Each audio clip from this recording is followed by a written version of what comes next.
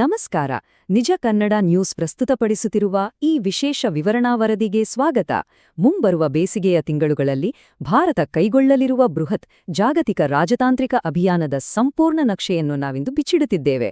ಇದು ಕೇವಲ ಒಂದಷ್ಟು ಸಭೆಗಳ ಪಟ್ಟಿಯಲ್ಲ, ಬದಲಾಗಿ ವಿಶ್ವದಾದ್ಯಂತ ಭಾರತದ ಧ್ವನಿಯನ್ನು ಮತ್ತಷ್ಟು ಬಲಪಡಿಸುವ ಒಂದು ಮಹತ್ವದ ಕಾರ್ಯತಂತ್ರ. ಬನ್ನಿ, ಇದರ ಪ್ರತಿಯೊಂದು ಅಂಶವನ್ನು ಆಳವಾಗಿ ವಿಶ್ಲೇಷಿಸೋಣ. ಸರಿ, ಈಗ ನೇರವಾಗಿ ವಿಷಯಕ್ಕೆ ಬರೋಣ. ಈ ಅಗಾಧ ಪ್ರಮಾಣದ ಕಾರ್ಯಕ್ರಮಗಳನ್ನು ಸುಲಭವಾಗಿ ಅರ್ಥಮಾಡಿಕೊಳ್ಳಲು ನಾವು ಮೊದಲು ಹೊಸ ರಾಜತಾಂತ್ರಿಕ ತಂತ್ರ, ಜಾಗತಿಕ ಪ್ರವಾಸಗಳ ವೇಳಾಪಟ್ಟಿ, ಹಿಂದೂ ಮಹಾಸಾಗರ ಮತ್ತು ಏಷ್ಯಾದ ಪಾಲುದಾರಿಕೆಗಳು, ಯುರೋಪ್ ಜೊತೆಗಿನ ಮುಕ್ತ ವ್ಯಾಪಾರ, ಬ್ರಿಕ್ಸ್ ಮುಂದಿರುವ ಸವಾಲುಗಳು ಹಾಗೂ ಅಂತಿಮವಾಗಿ ಕ್ವಾಡ್ ಶೃಂಗಸಭೆಗಳ ಕುರಿತು ಚರ್ಚಿಸಲಿದ್ದೇವೆ. ಈ ಅಚ್ಚುಕಟ್ಟಾದ ವಿಭಾಗಗಳು ಈ ಬೃಹತ್ ಬೆಳವಣಿಗೆಗಳನ್ನು ಅರ್ಥಮಾಡಿಕೊಳ್ಳಲು ನಮಗೆ ಖಂಡಿತ ಸಹಾಯ ಮಾಡುತ್ತವೆ. ಮೊದಲನೆಯದಾಗಿ, ಹೊಸ ರಾಜತಾಂತ್ರಿಕ ತಂತ್ರ ಮತ್ತು ಇತ್ತೀಚೆಗೆ ಏಪ್ರಿಲ್ 2026ರಲ್ಲಿ ನಡೆದ 11ನೇ ರಾಯಭಾರಿಗಳ ಸಮ್ಮೇಳನದ ಬಗ್ಗೆ ನೋಡೋಣ. ಇಲ್ಲಿ ಗಮನಿಸಬೇಕಾದ ಅತ್ಯಂತ ಪ್ರಮುಖ ಅಂಶವೆಂದರೆ ಪ್ರಧಾನಿ ನರೇಂದ್ರ ಮೋದಿಯವರು ನೀಡಿರುವ ಸ್ಪಷ್ಟ ನಿರ್ದೇಶನ. ಜಾಗತಿಕ ಮಟ್ಟದಲ್ಲಿ ನಮ್ಮ ಸಂವಹನದ ನಿಧಾನಗತಿಯ ಬಗ್ಗೆ ಕಳವಳ ವ್ಯಕ್ತಪಡಿಸಿದ ಅವರು ಹೆಚ್ಚು ಪೂರ್ವಭಾವಿಯಾಗಿ ಮತ್ತು ಸಕಾರಾತ್ಮಕ ಸಂದೇಶಗಳ ಮೂಲಕ ಭಾರತದ ಚಿತ್ರಣವನ್ನು ಸುಧಾರಿಸುವಂತೆ ಸೂಚಿಸಿದ್ದಾರೆ. ಅಂದರೆ, ಕೇವಲ ಘಟನೆಗಳಿಗೆ ಪ್ರತಿಕ್ರಿಯಿಸುವ ಬದಲು ನಾವೇ ಮುಂದಾಳತ್ವ ವಹಿಸುವ ಹೊಸ ಹೆಜ್ಜೆ ಇದು. ಈ ಅಂಕಿಅಂಶ ಎಷ್ಟೂ ಅಚ್ಚರಿ ಮೂಡಿಸುತ್ತೆ ಅಲ್ವಾ? ಹಿಂದಿನ ದಶಕದಲ್ಲಿ ಬಹುತೇಕ ಪ್ರತಿ ವರ್ಷ ನಡೆಯುತ್ತಿದ್ದ ಈ ಸಮ್ಮೇಳನಗಳು ಅಕ್ಟೋಬರ್ 2022ರ ನಂತರ ನಡೆದಿರಲಿಲ್ಲ. ಈಗ ದಿಢೀರನೇ ಸುಮಾರು 3.5-4 ವರ್ಷಗಳ ಸುದೀರ್ಘ ಅಂತರದ ನಂತರ ಏಪ್ರಿಲ್ 2026ರಲ್ಲಿ 11ನೇ ಸಮ್ಮೇಳನ ನಡೆದಿದೆ. ಬಿಕ್ಕಟ್ಟುಗಳಿಂದ ತುಂಬಿರುವ ಇಂದಿನ ಜಗತ್ತಿನಲ್ಲಿ 2026ರ ಹೊಸ ತಂತ್ರದ ತುರ್ತು ಮತ್ತು ಮಹತ್ವವನ್ನು ಈ ಸುದೀರ್ಘ ಅಂತರವೇ ಸ್ಪಷ್ಟವಾಗಿ ಒತ್ತಿ ಹೇಳ್ತದೆ. ನಮ್ಮ ನೆರೆಹೊರೆಯ ರಾಷ್ಟ್ರಗಳ ಬಗ್ಗೆ ನಾವು ಎಷ್ಟು ಗಂಭೀರವಾಗಿದ್ದೇವೆ ಅನ್ನೋದಕ್ಕೆ ಇದು ಉತ್ತಮ ಉದಾಹರಣೆ. ಪ್ರಮುಖ ಹುದ್ದೆಗಳಿಗೆ ಕೇವಲ ಸಾಮಾನ್ಯ ಅಧಿಕಾರಿಗಳ ಬದಲಾಗಿ ತುಂಬ ಅನುಭವಿ ಕೈಗಳನ್ನು ಹುಡುಕಲಾಗುತ್ತಿದೆ. ನೆರೆಯ ಢಾಕಾಗೆ ಹಿರಿಯ ರಾಜಕಾರಣಿ ದಿನೇಶ್ ತ್ರಿವೇದಿಯವರನ್ನು ನೇಮಿಸುವ ನಿರ್ಧಾರವೇ ಇದಕ್ಕೆ ಸಾಕ್ಷಿ. ಇದು ನಮ್ಮ ನೆರೆಹೊರೆಯ ಸಂಬಂಧಗಳಿಗೆ ನಾವು ನೀಡುತ್ತಿರುವ ವಿಶೇಷ ಪ್ರಾಮುಖ್ಯತೆಯನ್ನು ತೋರಿಸುತ್ತದೆ. ಈಗ ಜಾಗತಿಕ ಪ್ರವಾಸಗಳ ವೇಳಾಪಟ್ಟಿ ಮತ್ತು ಬೇಸಿಗೆಯ ಈ ಬಿಡುವಿಲ್ಲದ ಋತುವಿನ ಆರಂಭದ ಬಗ್ಗೆ ಗಮನಹರಿಸೋಣ. ಮೇ ತಿಂಗಳಿನಿಂದ ಪ್ರಾರಂಭವಾಗುವ ಅಸಂಖ್ಯಾತ ಪ್ರವಾಸಗಳ ವಿವರ ಇಲ್ಲಿದೆ. ಈ ಬಿಡುವಿಲ್ಲದ ಕಾರ್ಯಕ್ರಮಗಳ ಅಧಿಕೃತ ಆರಂಭವು ವಿದೇಶಾಂಗ ಸಚಿವ ಎಸ್ ಜೈಶಂಕರ್ ಅವರ ಕ್ಯಾರಿಬಿಯನ್ ಪ್ರವಾಸದಿಂದ ಶುರುವಾಗುತ್ತಿದೆ. ಜಮೈಕಾ, ಸುರಿನಾಮ್ ಹಾಗೂ ಟ್ರಿನಿಡಾಡ್ ಮತ್ತು ಟೊಬಾಗೊ ಒಳಗೊಂಡ ಈ 9 ದಿನಗಳ ಸುದೀರ್ಘ ಭೇಟಿಯು ಕ್ಯಾರಿಕಾಂ ರಾಷ್ಟ್ರಗಳೊಂದಿಗಿನ ಸಂಬಂಧವನ್ನು ಗಟ್ಟಿಗೊಳಿಸುವ ಪ್ರಮುಖ ಹೆಜ್ಜೆಯಾಗಿದೆ. ಮುಂದಿನ ವಿಭಾಗ ಹಿಂದೂ ಮಹಾಸಾಗರ ಮತ್ತು ಏಷ್ಯಾ. ಈಗ ನಾವು ಮತ್ತೆ ದೆಹಲಿಯಲ್ಲಿ ನಡೆಯಲಿರುವ ಉನ್ನತ ಮಟ್ಟದ ಭೇಟಿಗಳು ಮತ್ತು ಸಂವಾದಗಳತ್ತ ಗಮನಹರಿಸೋಣ. ಮೇ ತಿಂಗಳ ಆರಂಭದಲ್ಲೇ ದೆಹಲಿಯಲ್ಲಿ ಪ್ರಮುಖ ಭೇಟಿಗಳು ಜರುಗಲಿವೆ. ಮೇ 5ರಿಂದ 7ರವರೆಗೆ ವಿಯೆಟ್ನಾಂ ಅಧ್ಯಕ್ಷ ಟೋ ಲಾಮ್ ಆಗಮಿಸಲಿದ್ದಾರೆ.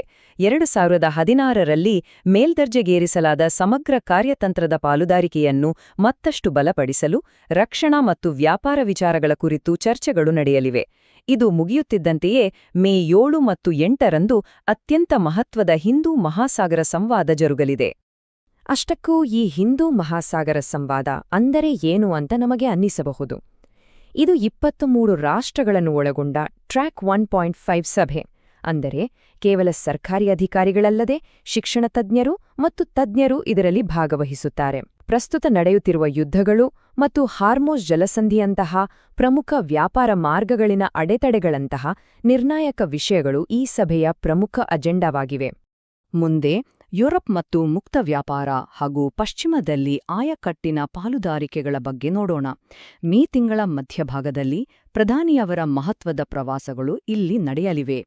ಪ್ರಧಾನಿ ಮೋದಿಯವರು ಮೇ 15ರಿಂದ 20ರವರೆಗೆ ನೆದರ್ಲ್ಯಾಂಡ್ಸ್, ಸ್ವೀಡನ್, ನಾರ್ವೆ, ಇಟಲಿ ಮತ್ತು ವ್ಯಾಟಿಕನ್ ಒಳಗೊಂಡ 5 ರಾಷ್ಟ್ರಗಳ ಯುರೋಪ್ ಪ್ರವಾಸ ಕೈಗೊಳ್ಳಲಿದ್ದಾರೆ. ಕೇವಲ 5 ದಿನಗಳಲ್ಲಿ 5 ರಾಷ್ಟ್ರಗಳ ಭೇಟಿ. ಇದರಲ್ಲಿ ವಿಶೇಷವಾಗಿ ಓಸ್ಲೋದಲ್ಲಿ ನಡೆಯಲಿರುವ ನಾರ್ಡಿಕ್ ಭಾರತ ಶೃಂಗಸಭೆಯು ಅತ್ಯಂತ ಮಹತ್ವದ ಹೆಜ್ಜೆಯಾಗಲಿದೆ. ಈ ಯುರೋಪ್ ಪ್ರವಾಸದ ಹಿಂದಿನ ಪ್ರಮುಖ ಉದ್ದೇಶಗಳು ಸಂಪೂರ್ಣವಾಗಿ ಆರ್ಥಿಕ ಮತ್ತು ರಕ್ಷಣಾ ವಲಯಕ್ಕೆ ಸೇರಿವೆ. ಯುರೋಪಿಯನ್ ಮುಕ್ತ ವ್ಯಾಪಾರ ಸಂಘಟನೆಯನ್ನು ಕಾರ್ಯರೂಪಕ್ಕೆ ತರುವುದು ಮತ್ತು ಬಹುನಿರೀಕ್ಷಿತ EU ಭಾರತ ಮುಕ್ತ ವ್ಯಾಪಾರ ಒಪ್ಪಂದವನ್ನು ಅಂತಿಮಗೊಳಿಸುವಿಕೆ ಇದರ ಪ್ರಮುಖ ಅಜೆಂಡಾ. ಈ ಇತ್ತೀಚಿನ ಮುಕ್ತ ವ್ಯಾಪಾರ ಬೆಳವಣಿಗೆಗಳು ಖಂಡಿತವಾಗಿಯೂ ನಮ್ಮ ಆರ್ಥಿಕತೆಗೆ ದೊಡ್ಡ ಶಕ್ತಿ ತುಂಬಲಿವೆ. ಯುರೋಪ್ನಿಂದ ಹಿಂದಿರುಗುವಾಗ ಪ್ರಧಾನಿಯವರು ಯುಎಇಯಲ್ಲಿ ಒಂದು ಮಹತ್ವದ ನಿಲುಗಡೆ ಮಾಡಲಿದ್ದಾರೆ.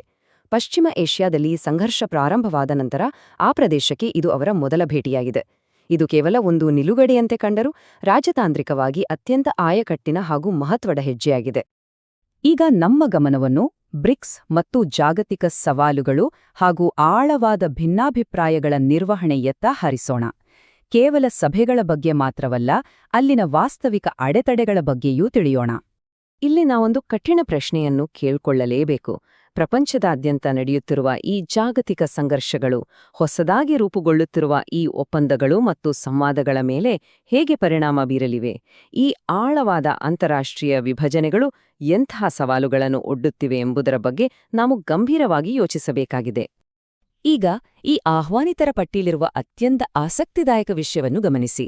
ಮೇ 14 ಮತ್ತು 15ರಂದು ನಡೆಯಲಿರುವ ಬ್ರಿಕ್ಸ್ ಸಚಿವರ ಸಭೆಗೆ ಕೇವಲ ಮೂಲ ರಾಷ್ಟ್ರಗಳಾದ ಬ್ರೆಜಿಲ್, ರಷ್ಯಾ, ಚೀನಾ, ದಕ್ಷಿಣ ಆಫ್ರಿಕಾವನ್ನು ಮಾತ್ರವಲ್ಲದೆ ಈಜಿಪ್ಟ್, ಇಥಿಯೋಪಿಯಾ, ಇರಾನ್, ಯುಎಇ ಮತ್ತು ಇಂಡೋನೇಷ್ಯಾವನ್ನು ಆಹ್ವಾನಿಸಲಾಗಿದೆ.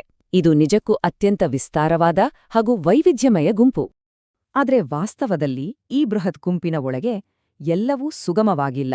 ಇರಾನ್ ಮತ್ತು ಯುಎಇ ನಡುವಿನ ಆಳವಾದ ಭಿನ್ನಾಭಿಪ್ರಾಯಗಳು ಹಿಂದಿನ ಬ್ರಿಕ್ಸ್ ಸಭೆಗಳನ್ನೇ ಅಸ್ತವ್ಯಸ್ತಗೊಳಿಸಿವೆ.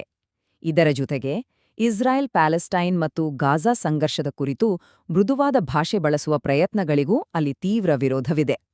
ಯಾವುದೇ ಪಕ್ಷಪಾತವಿಲ್ಲದೆ ಹೇಳಬೇಕೆಂದರೆ ಈ ಆಂತರಿಕ ತಿಕ್ಕಾಟಗಳು ಮುಂಬರುವ ಸಭೆಗಳಿಗೆ ಬಹುದೊಡ್ಡ ರಾಜತಾಂತ್ರಿಕ ಅಡೆತಡೆಗಳಾಗಲಿವೆ.